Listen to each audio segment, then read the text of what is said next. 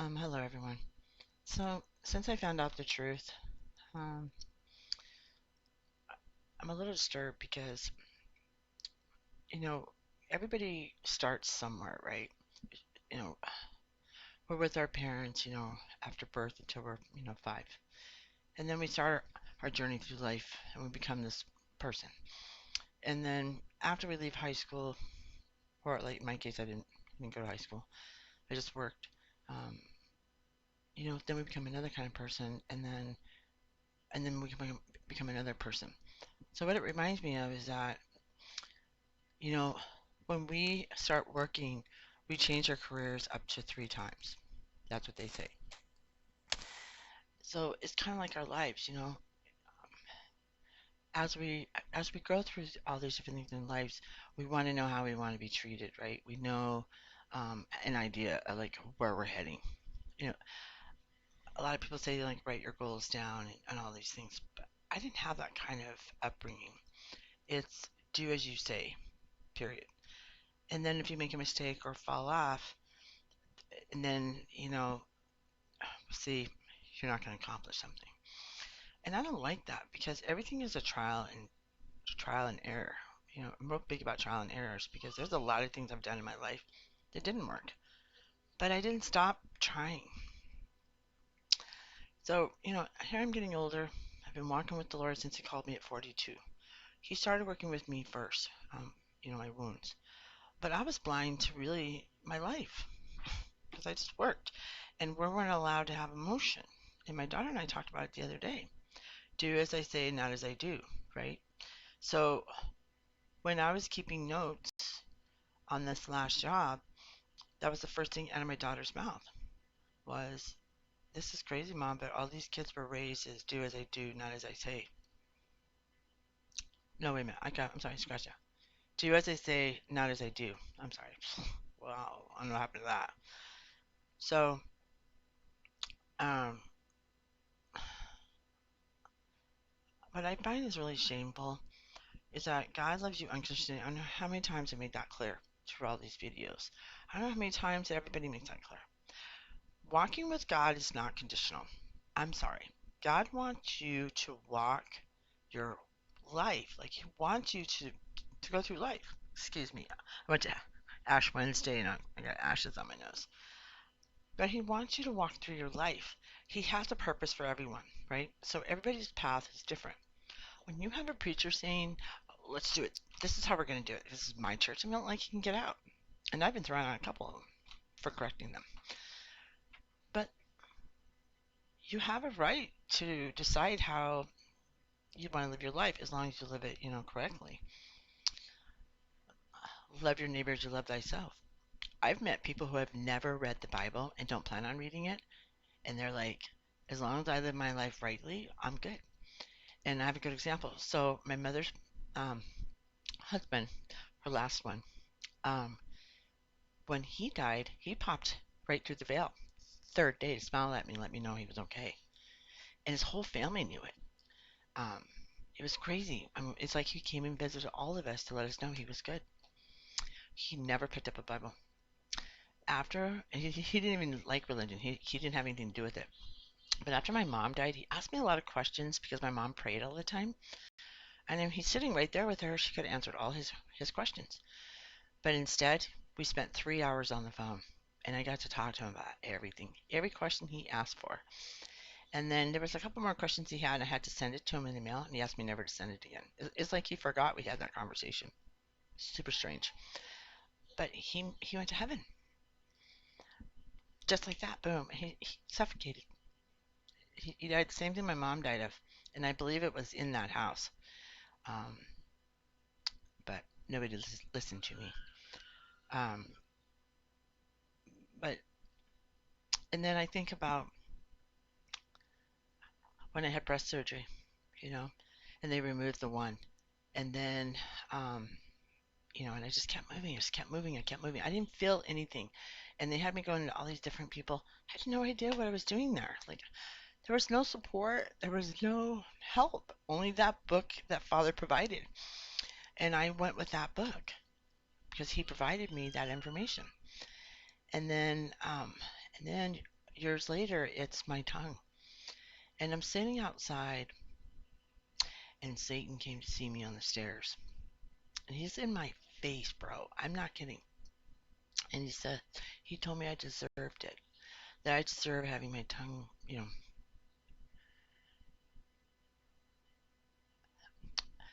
I have my tongue, but the whole portion of it is missing in the back. And I told him, if I had to sign language, any the Lord's word, I'm gonna do it. Now may the Lord rebuke you. And he was gone just like that. You know, what makes me sad about all this, all those people, they had a choice. They could have said, no, we're not doing that. Why are you doing this? And I know that when she told one person, then it just spread like wildfire. But it had to come from one of the supervisors because, and her too, I'm sure. I'm dumbfounded. Why would you want to serve Satan? God is the way.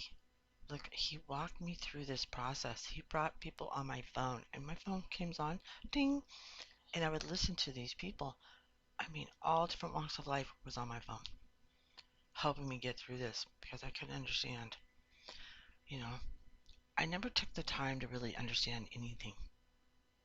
I just kept moving, keep moving forward. That's all I kept doing, and through this process, I realized how many people were for me, and there were none. The only one was my daughter. Oh, excuse me, and God, actually him first. And then to find out that this all happened, when I'm making those videos, and I talked about it came from when I was a child. When I went back to view the videos, I was floored by what I saw. My body knew, but my brain didn't. I'm very hurt by every single person who hurt me in my life. And it's going to take time to heal those wounds, let me tell you. And I don't mind, you know what I'd really like to do? Just cry, like see my tears. I want to see them. I feel the emotion, but I can't get it to come out the eyes.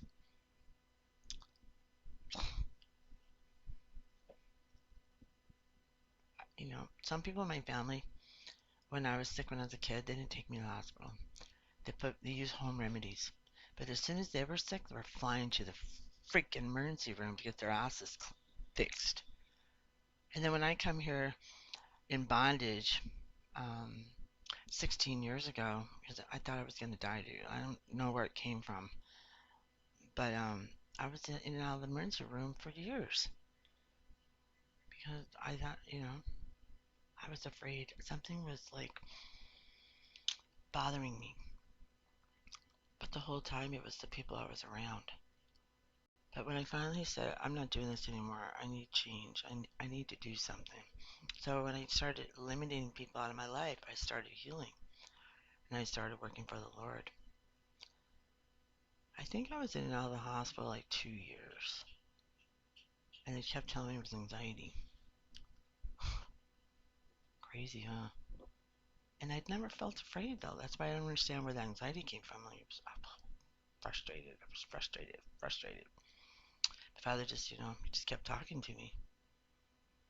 He walked by me and walked with me. I started opening up and I started talking to people and I started to minister on the streets and stuff and I started seeing things and it helped me to find it within myself. So when I would hear that one video, what is an audio? It was like 100 sayings. When it got to 8, I see myself and all, and I would just pass out of sleep.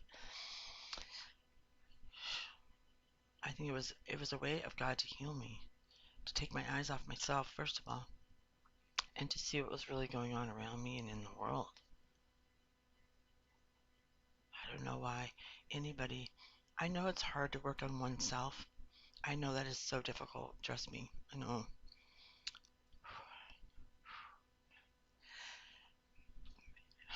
I'm sorry.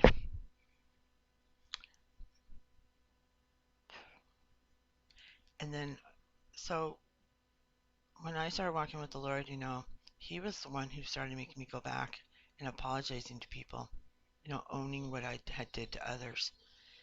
And that was hard too, because that's being vulnerable, and owning your mistakes. And that's why if I make them, I like to declare it up immediately. I do it right on the spot. And there's times too where I thought I was so right, and I would get an example, and I was so wrong, and I would have to go back, and I did ask for forgiveness, and you know, and that makes it hard. I got that splinter headache again, even to the people that did me wrong. Um, I would still do it. I just there's just so much going on.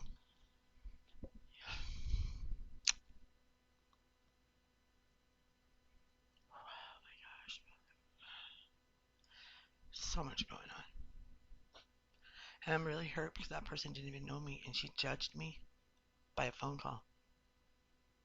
And she had her own issues. She was an adulteress. I'm disgusted.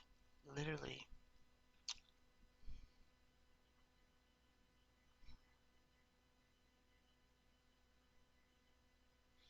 I would pray every time you know, anytime I eat my food, I would pray.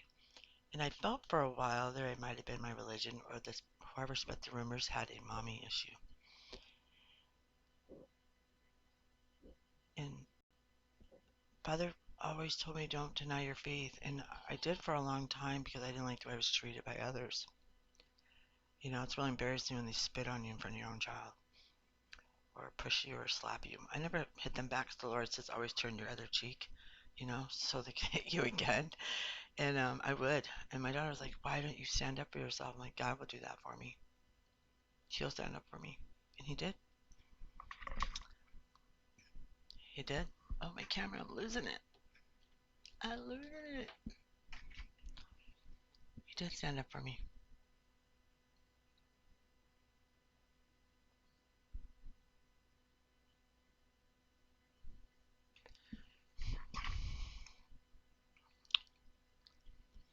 Had a guy come up to me at work.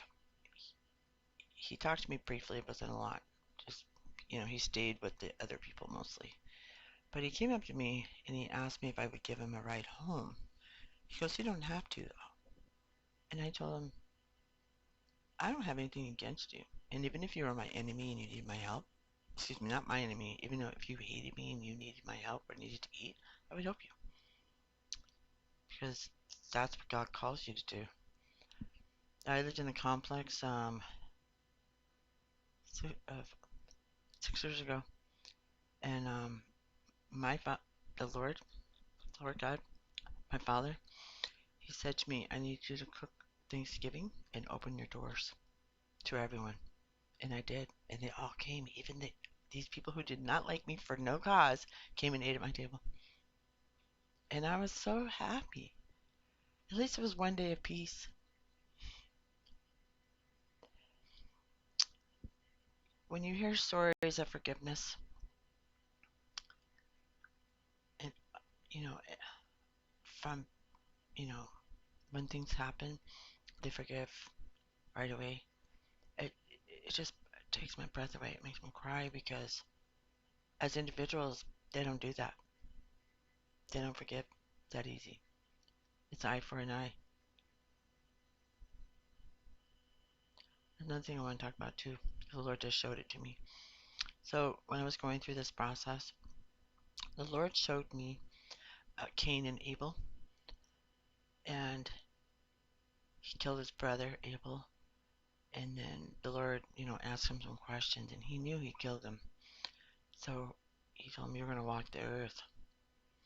And he said, "No, someone's going to kill me." He says, "If somebody kills you, they're going to be condemned times 10, right?" And then I realized something, that God didn't believe in the death penalty. And so there was another situation in the Bible. He just showed it to me a week ago.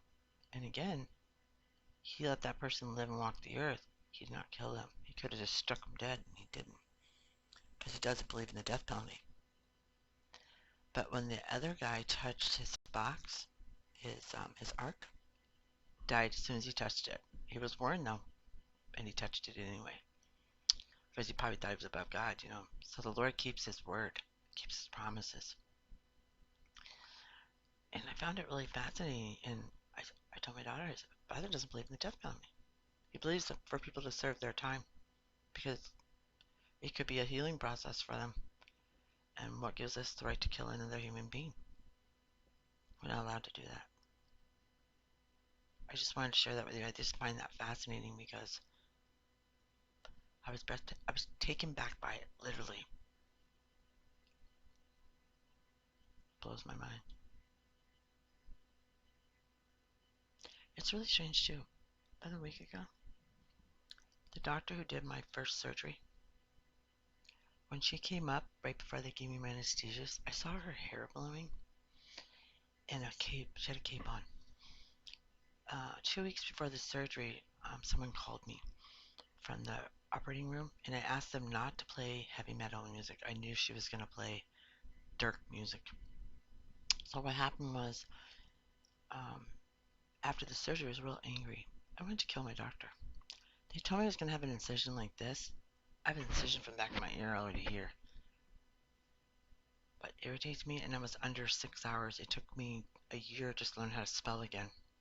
It took me 6 months to eat. And nobody was straight up. It was like they didn't even know. They just want to cut you and work on you and have other people work on you at the same time. It was a teaching hospital. I had to go to therapy to get over that anger with her because she went ahead and listened to her music because she thought she was a superhero. But God showed me her the other day. I wonder what that means. I find that interesting. But I got through it. I did therapy and I stayed away from her. I have a new doctor. And when my daughter and I told the, the new doctor everything that happened, um, I don't even see her when I'm in the office. No. When they wanted me to do that second part, they were going to strap me down with a mask. Well, I'm close. Well, that ain't going to happen. I'm strapped down like this, and they were going to take this thing and shoot stuff through my face. No way would I put myself through something that could cause second cancer and leave me with burn marks on my face. It's absolutely crazy. I don't like that. But we had threatened to get a lawyer. They called us over 75 times. They wanted us to do that second part. I wouldn't do it. I went back a year later. They removed two more. I had an abscess in my throat real bad. They went in, they took it. I was in and out the same day and back to work the next day. Simple. You know, these doctors need to start realizing that we're not guinea pigs. And I'm definitely not going to let you use me as one. And what I say goes when it comes to my medical. And I was fighting for a mask. So I wouldn't have to go through another cancer. It would be my third one. And I may still go through that. You know, because I was already exposed. Frightening. It is what it is. Super strange.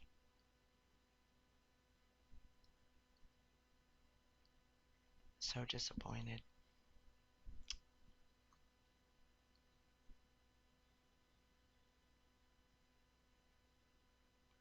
It's like, you know, I remember when I sold that candy bar. I was 9 years old and I went to jail because I was afraid of my dad. And I wouldn't give them my dad's number for like a good 2 hours, 3 hours. Like, nope, not doing that. Um, but the disappointment in my dad, he didn't even spank me. He didn't. He didn't even speak to me. And I know he was disappointed in me. Yeah. But you know what? We're human. We make mistakes, right? When I get disappointed, sometimes I like kind of drift off and think about things, or I speak what I feel, or I'll go in my room and talk to God. You know, I can't even put this into words. What I went through should have never happened. Nobody has the right to do that. None. Unbelievable.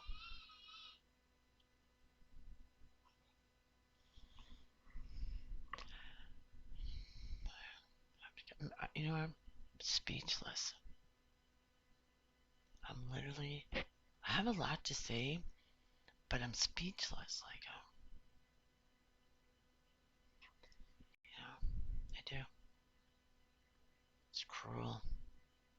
Cruel, cruel. There was a movie made some years ago. She wore the letter A on her shirt, and I believe it was, I probably can't say anything, but it was a movie back in the old days, and they made her wear this A, and she didn't even do anything. Not a darn thing. Nothing. And she was publicly humiliated for being an adulteress, and she didn't even commit the crime. She was innocent because, again, somebody had wanted to take advantage of her, and because she said no, she's now an adulteress. And there's a priest too. There was a movie made about a priest who was falsely accused of something, and they spread the rumors. They got the cops involved. They made it seem like he was a pedophile. And the person came, when he was found innocent, but he was already found guilty. Everybody found him guilty because they listened to all that BS. But at the end of that movie, he takes a feather pillow and jumps it off the top of the church, and all those feathers are everywhere. And he told them, "Go back and pick that up." And they're like, and the person who started the rumors says, "There's no way I can get all those." And he said, "That's right. What you put out, you can't get back. You can't go back and make it right unless it's a public apology." But people already got their minds made up. You think that's going to matter? Probably not. It's evil. Very evil.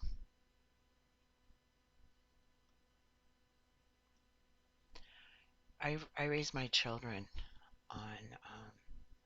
I used to have them watch foreign films, and I'd put the lettering in the bottom, I think, closed caption, so they could learn about different cultures and religions and life experiences.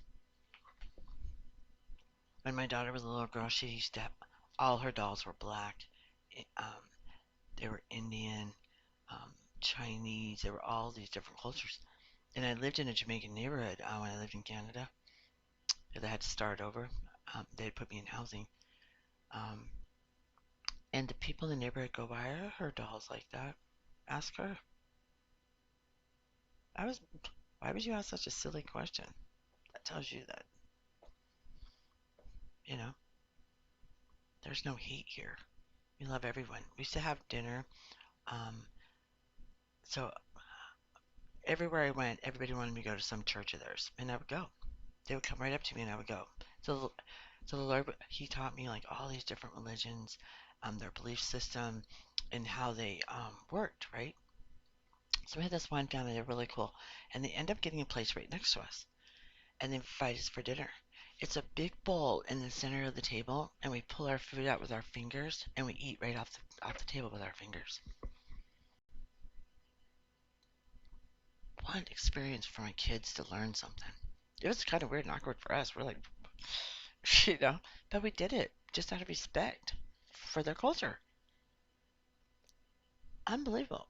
And my one friend, she was from Iran, and she went into she came from Iran, and then she went into Sweden. She worked for her family for a year, and she got her papers, and then from there she went into Canada, and then she was taken advantage of really bad because she got her citizenship there, and the guy she was married to, he ran her right through the front, every debt you could imagine. Excuse my language, right? And I meet her, and we go. She thinks her daughter's possessed with something. And what it is that her husband was bipolar and her daughter had a top behavior. So we went to somebody and he was like telling her it's going to cost you $5,000 to remove this spirit, right? And I told my mom, she goes, "Don't worry about it. We'll take care of it now." My mother took care of it. She went to the Lord, prayed on it, and boom, it was gone. It was free. Free. And he helped me with something too. But he told me I was good. He didn't ask me for nothing. And father wanted me to bring him oranges. I brought him oranges for a week. 3. I would just put him right there in his office. He had like an open door policy. It was kind of weird. I'm not sure what kind of doctor he was, but it was a different kind. I didn't know anyway. I was clueless. But he wanted to talk to me, and so he did. And I told him the reason why I was speaking to him because I told him I don't know if I can make it in the United States on my own. He sat me down and had a long talk with me. He said, "There's nothing you cannot do without the Lord, and you're never alone." That's what he said to me. It's pretty neat. So she takes me to her culture food, and I told her, I said, I thought we were eating chicken, and I woke up 8 hours later after I got home. I lay down, I mean the kids, and we woke up 8 hours later, and she goes, "I'm sorry, bro, that wasn't chicken, that was turkey.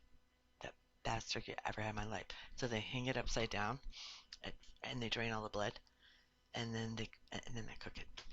Man, it was fabulous. The best meat in the world, dude. It was just a little tiny shop, like the doorway is this big, and they worked all in that little area in Toronto. Man, it was good. And I wanted her to teach me Farsi. She goes, "I'm not teaching you Farsi." I think she's worried about my safety. But the Lord will allow me to understand if they need something and if someone can't understand them. I, I know what they want. I don't know how to explain it other than that. Um, but it's pretty neat. I have a really interesting life and have a lot to share. And I'm so looking forward to sharing each of my experiences here and open doorways for others and hoping that people will heal. You know, they'll heal because God loves you. He loves you unconditionally. God bless and take care. We'll see you soon. Bye for now.